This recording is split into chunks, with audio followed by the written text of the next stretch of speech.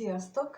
Megnézzük, hogy mi újság a lelkitársaknál, mi van velük, mi van a kapcsolatukkal, hogyan töltik az ünnepet. Az én tudásom és értelmezésem szerint lelkitársi kapcsolat lehet akár egyneműek között is.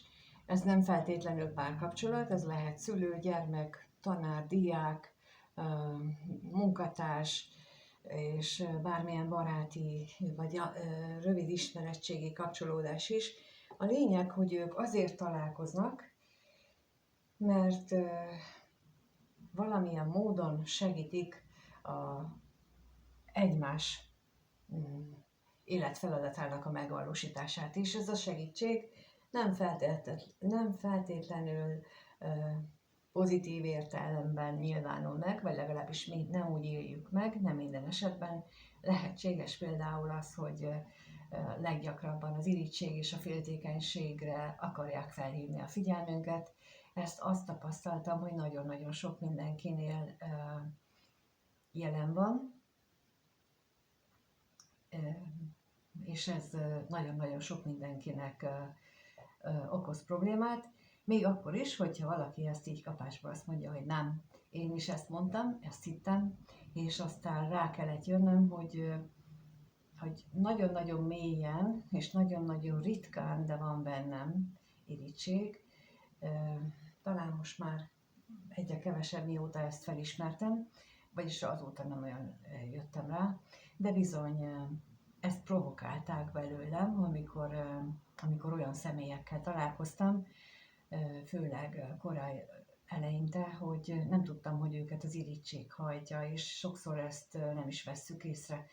Na például, ez most fontos volt elmondanom, hogy ez nagyon sok mindenkinek lehet a háttérben, sokaknál lehet, hogy csak nagyon enyhe módon, de az a helyzet, hogy az életfeladatok között vannak nagyon fajsúlyos és hangsúlyos megoldandó feladatok, vannak kevésbé fontosak, és a szellemi fejlettségünktől függ az, hogy például egy irigység, az állandóan jelen van az életünkben, tehát, hogy amikor mi vagyunk irigyek, mindenkire és mindenre, és mindig azt nézzük, hogy a másiknak milyen van, meg miért úgy van, meg szóval van ez a véglet is, és van az a véglet is, amikor mi azt hiszük magunkról, hogy mi aztán teljesen mentesek vagyunk, és akkor egy ilyen rendkívüli helyzet meg kimutatja, hogyha nagyon őszinték vagyunk magunkhoz, hogy hát azért van bennünk. Szóval ilyen nagyon végletes ez a dolog, és közötti tartományban lehetnek például az érzelmek, amiket nekünk magunknak meg kell magunkban javítani, úgymond idézőjelben, ez az életfeladat.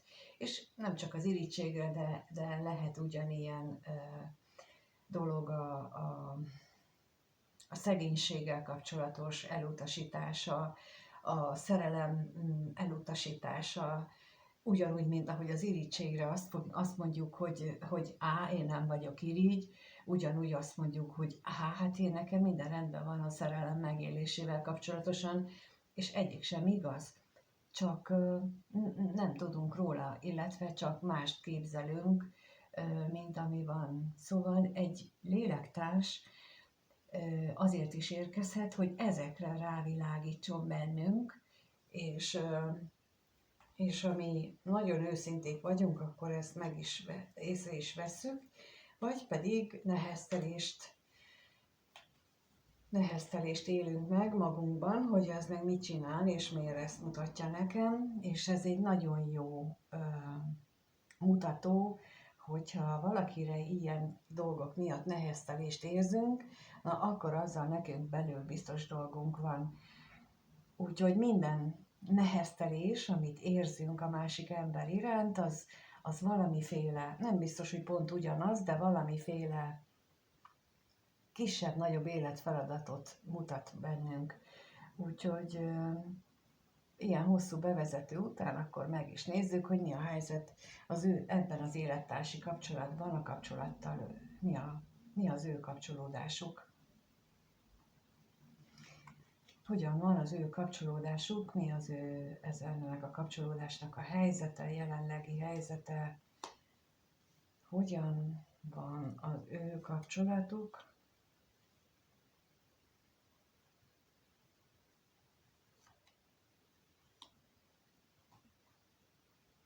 A kismanó hanyat vágta magát, vagyis, hogy inkább nem is nézi ezt, miután kijött az, hogy egy olyan vállásról, egy olyan szakításról van itt szó, ahol külön költözés is lehetett, vagy fog történni, méghozzá akár a női félnek, vagy akit a női fél jelöl, annak a kommunikációja miatt, illetve akár az ő döntését is jelezheti. Tehát, hogy itt ez a lélektársi kapcsolódásban leginkább a vállás jellemző. Tehát a kapcsolatnak a megszűnése, mondom így, már nem feltétlenül jelenti ezt, hogy végleg és örökre lezárva, bár sokan használják ezt a halál napjánál. Én viszont a halál napjához azt is mondom, hogy egy nagy átalakulást is jelezhet. Na nézzük itt a halált, akkor mit jelent itt nálunk?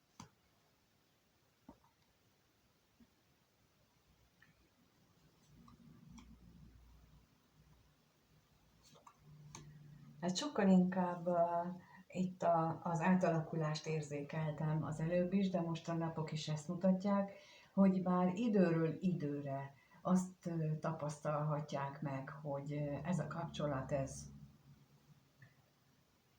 nem működik, kiüresedik, nem tudnak beszélni, nem tudom miért most így a nyelés annyira fontos volt, hogy nem tudtam tőle beszélni, tehát hogy lehetséges, hogy sokat nyelnek egymásnak, egymás miatt, egymástól, tehát hogy ebben a kapcsolatban, és remélik, és a reménykednek abban, hogy ezek az időről időre megnyilvánuló kiüresedések, azok majd helyre jönnek. Na de hát nézzük akkor, hogy mi van itt az özvegyasszonnyal.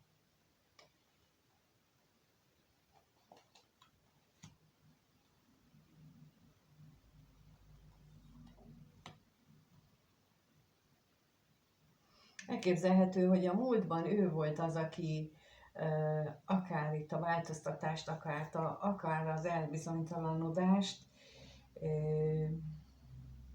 vagy ő szorgalmazta tulajdonképpen mondjuk a szétválást, az elválást, és most meg nem biztos, hogy ő akarja. Na nézzük itt a katonatisztet.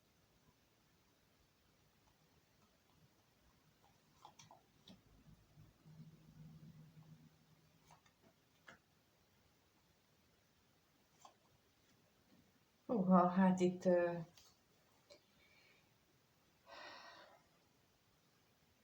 itt sok minden van, csak nem tisztességes az, ami van. Illetve azt hiszem, hogy azt akarják mutatni, hogy a háttérben ott van a vágy arra, hogy ez a kapcsolat végre lezáruljon, vagy átalakuljon, de olyan gyökeresen. De pillanatnyilag ez így nem működik. De még nézzük itt az üzenetet, mert ez engem érdekel, hogy mi az, hogy a múltban bizonytalan volt a női fél, az üzenetre kérnék. Ja, hát értem már. Igen, tehát ez és akkor most pedig azért beszél mást, azért kommunikál mást, mert hogy azért élvezni szeretné az előnyeit. Tehát lehet, hogy ez a kapcsolat ezer sebből vérzik, de azért vannak neki előnyei. Hát a más nem például a megszokás, a más nem például az, hogy többen keresünk és könnyebb a megélés, és akkor ezért cserében mondjuk nekem csak el kell viselni, de itt azt érzékelem, hogy ő az, aki Tehát a női fél az, aki nem hajlandó ezen változtatni, még akkor sem, hogyha itt eléggé nyilvánvalóan korábban ő már szorgalmazta, de most akkor mégis visszatáncolt. Na nézzük, hogyan gondolnak egymásra. Kettőt kérnék szépen. Hogyan gondolnak egymásra a felek? Kettőt először a férfi, hogyan gondol a női lélektársra.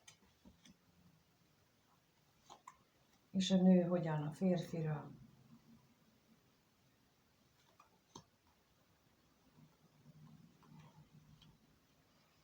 Hú, hát itt én nem is tudom, úgy látszik a jelenlegi energiák nem a szeretet ünnepéről szólnak, mert itt egyik sem a szeretetet éli vagy gondolja a másikról, ugyanis a férfi azt gondolja, hogy érzéketlen.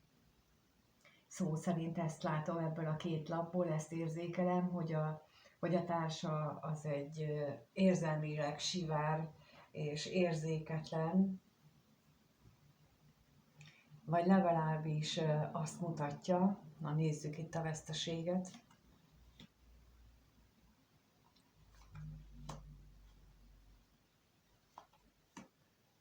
És a fájdalomra, szomorúságra.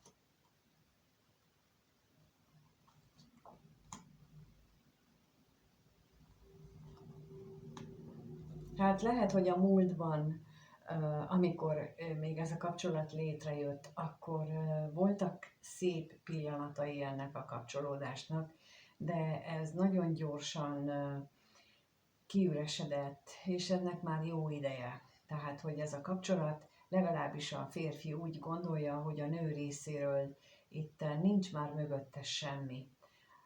A nőnél viszont azt látjuk, hogy a férfinél tehát, hogy ő, amit az előbb is láttam, hogy bizonytalan azzal kapcsolatban, hogy mit akar, bizonytalan, hogy ő most akarja, hogy ez a kapcsolat megmaradjon, vagy nem maradjon, teljes összevisszaságot érzékelek nála, gondolati szinten is. Na most az ellenségre kérnék szépen.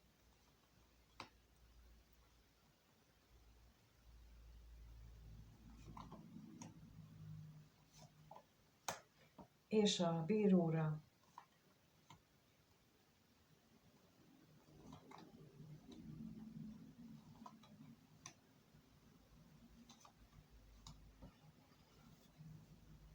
És amit az előbb elmondtam, szinte szóról szóra ugyanaz jött ki, tehát, hogy itt ezeket a bizonytalanságait hajlandó félretenni az anyagiak miatt, érzések is mutatkoznak itt, de az is lehet, hogy annyira szereti a pénzt, annyira szereti a jólétet, azt, amit a másik megad neki, hogy ezért cserébe ő hajlandó félretenni az egyéb vágyait, hajlandó félretenni azt a sok bosszúságot, nehézséget, amit megélnek, és nem változtat rajta.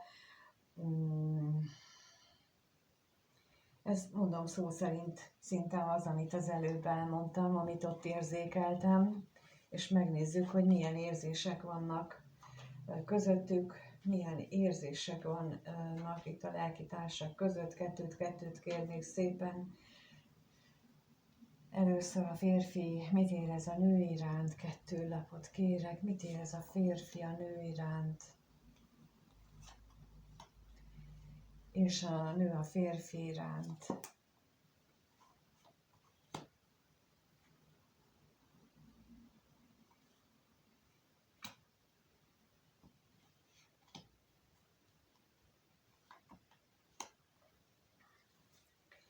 Hát amikor a férfit húztam, akkor jött az hozzá, hogy semmit nem érez, és tulajdonképpen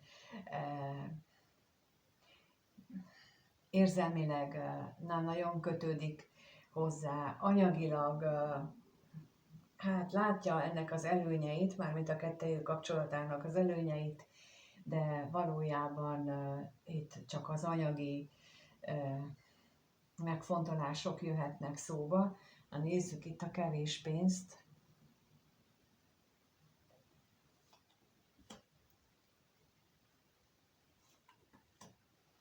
és a váratlan örömet is.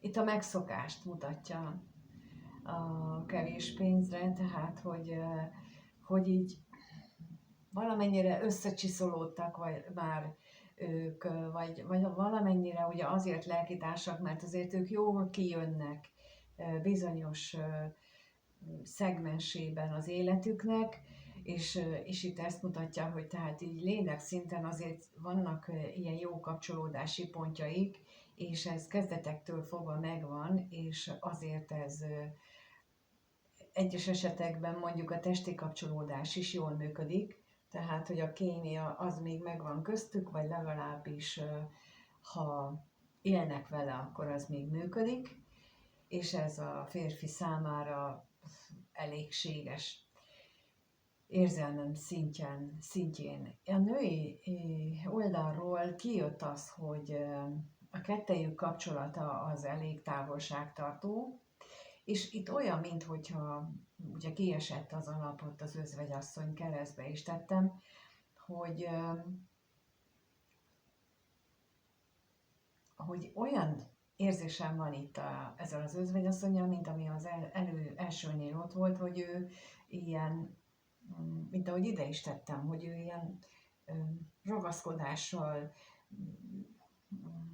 ilyen ragasztóként, kötő elemként ott van ebben a kapcsolatban, mint aki ilyen, hát aki oda köti és nem hagyja menni tovább, vagy nem hagyja szétesni ezt a kapcsolatot, inkább így mondom. Akkor nézzük a katonatisztet, hogy arra mit kaphatunk még információt.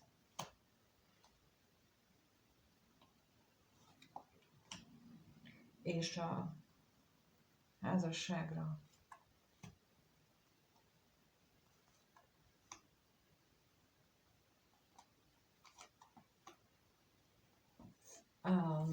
Azért, mert fél attól, hogy hatalmas veszteségek érik, hogyha mondjuk itt a vállás megtörténne, mind az anyagiak tekintetében, mind a családot érintően, és ez most mindegy, hogy milyen családról beszélünk, hogyha van sajátjuk, akkor az is, de ha egyébként a születési családjukat, mert lehet, hogy szeretik, vagy de mindegy, ezer más ok is szóba jöhet itt a háttérben, de az a lényeg, hogy ő úgy érzi, hogyha itt most változás állna be ebbe a kapcsolatba, akkor az számára sokkal rosszabb lenne, mint ahogy jelenleg van, sokkal több mindent kellene neki elviselni, mint amit pillanatnyilag ő el tud viselni, vagy el kell pillanatnyilag viselni, mert olyan, mintha itt azért ő mégiscsak valamiképpen domináns volna ebbe a kapcsolatban, hát biztos, hogyha ő meg tudja akadályozni például itt a vállást. Na nézzük, hogy hogyan alakul a következő 1-2 hétben ez a kapcsolódás, hogyan alakul itt a következő 1-2 hétben a kapcsolódás, vajon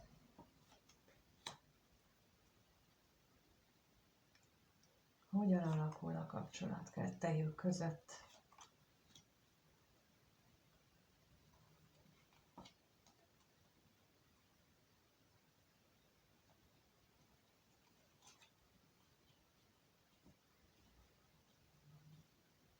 Megmarad, úgy látom, megmarad ez a kapcsolat, megmaradnak a hazugságok, megmaradnak a nosztalgikus gondolatok a régi vágyak iránt, hogy akár mind a ketten úgy gondolták, hogy ez egy jó kapcsolat lesz, hogy ez majd így meg úgy fog működni, és ezzel fog eltelni a következő időszak, és ami eszembe jutott még itt közben, miközben ugye ezt raktam ki, akkor jött azt, hogy de miért?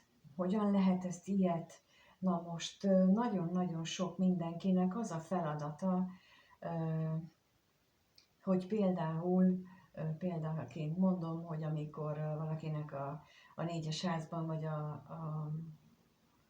rák jegyében van a leszálló csomópontja, akkor bizony az a feladata, hogy előző inkarnációiban ő nagyon is támaszkodott a családjára, nagyon is kiszolgálta őt a családja, és most az lenne a feladata, hogy ezzel szemben, mondjuk, hogyha a rák jegyében van, akkor a felszálló csomó ugye a bak jegyébe kerül, és ott az jelenti, hogy felelősséget vállaljon magáért, hogy felelősséget vállaljon a tetteiért. Na most itt egy ilyen, amit itt most eddig láttunk, lehet egy ilyen kapcsolódás, nagyon is ráillene ezek az érzelmi megnyilvánulások egy ilyen asztrológiai állásra valakinek a képletében, vagy valakiknek a képletében, tele nehezítésekkel, mert azért azt tudni kell, hogy amikor már ilyen jelölő van, akkor ez már nem az első sikertelen kísérlet arra, hogy ezt az életfeladatot megoldják, és akkor már nehezítést kapunk, mert hogy az nem díjazandó, hogyha én azt mondom, hogy bocsi, én ezt nem csinálom meg, tehát hogy ez azért így nem lenne igazságos azokkal szemben, akik pedig minden nehézségek árán megteszik a maguk életfeladatát. Úgyhogy a láthatatlan világok törvényei azért ott sokkal igazságosabbak, mint a mi világunkban, és ott nincs olyan, hogy megkérdőjelezzük mondjuk a teremtő akaratát, mint ahogy emberként ezt számtalanszor megtesszük, ott azért ez így nem működik. És nincs is remote, tehát nincs olyan az, hogy most akkor én beperlek valakit. A láthatatlan világban ennek ott kemény hierarchia van, ott a teremtő az, aki megszabja mindenkinek az, hogy mi lehet, ez csak emberként van nekünk megengedve, hogy mi dönthessünk, és ez egy olyan kiváltság, amit most az ünnep alkalmával is, te bármikor nézed a videót, bármikor, akkor is gondold végig, hogy ez egy hatalmas kiváltság, egy ilyen megélés, és ezért mérhetetlenül hálásnak kell lennünk, hogy így ilyenben van részünk, és ehelyett nagyon gyakran van az, hogy így elpocsékoljuk az életet ilyen földi kicsinyes dolgokra, ahelyett, hogy kielveznénk azt, hogy ami ebből jár, és amikor már így ilyen feszítő és ilyen nehéz dolgok vannak, abból kellene tudnunk, hogy ez szembe megy a teremtő akaratával. És amikor szembe megyünk a teremtő akaratával, akkor nem működnek a dolgok. Akkor nekünk kell alázatot mutatni és megváltoztatni a hozzáállásunkat, és ők ezt nem teszik. Ők továbbra is ebben maradnak. Ezt látom itt, nem abba az irányba haladnak. És nem azt jelenti, hogy nekik el kell válni. Nekik itt meg kellene tanulni külön-külön az életfeladataikat megoldani, és abból egy felelősségvállalással teli dolgot alkotni, de ez nagyon-nagyon bonyolult és nagyon sokrétű, úgyhogy ezt így kollektív kivetésben nem tudok erről így mondani, csak példákat hozok erre nézve, hogy hogyan lehet ez. De, mint mondom, nem az az elsődleges, hogy elválni. És nem is azért jön a harmadik személy, hogy el kell válni, persze van, akinek igen, de a legtöbb esetben nem az a fontos, vagy nem az az elsődleges, és nem az hozza egyedül a jó megoldást az adott szituációban, az adott problémára. Na nézzük akkor itt a hamisságot, hogy mi lesz itt a jövőben. Hát, úgy látom, hogy továbbra is ez az anyagi veszteségtől való félelem, hogy nem hagyjuk hátra a családot, a házat, az ingatlant, a vagyont, akármilyen találkozásokért. Itt, mint mondtam, ez nem arról fog szólni ez a következő 1-2 hetes időszak, hogy ők meglátják az isteni fényt, és tudni fogják, hogy merre kell menni, folytatják ezt a egymás segítését, támogatását, úgy, hogy fájdalmat okoznak egymásnak, és ezt teszik addig, ameddig számukra ez lehetőségként biztosítva van, és mindenkinek elérkezik egy pont, amikor választhat, és akkor, de az már az égiek kezében van.